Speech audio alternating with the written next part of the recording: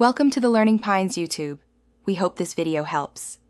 You begin by chopping the chocolate into small, uniform pieces so they melt evenly. Place 8-12 Oz in a heat-proof bowl. Make sure no moisture is inside. Set a pan with 1-2 cm simmering water and fit the bowl so it nests without touching the water. Once the simmer starts, lower heat to maintain gentle steam. This prevents scorching and keeps texture smooth. Keep a spatula ready to stir, and check the bowl edge for any steam contact that could seize the chocolate. You now focus on controlled melting.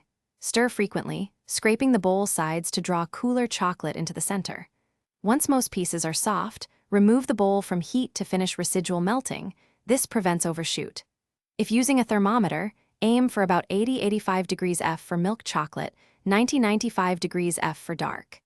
If the chocolate needs smoothing, add 1 teaspoon neutral oil per 8 Oz and fold gently. Make sure to avoid water or steam while stirring. You finish by using the melted chocolate right away.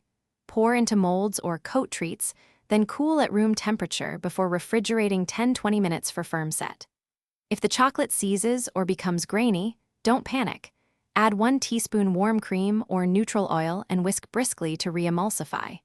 If that fails, slowly melt a small fresh portion and whisk it into the batch to smooth texture. Make sure to store the final product in an airtight container at 60-65 degrees F to prevent bloom or humidity issues.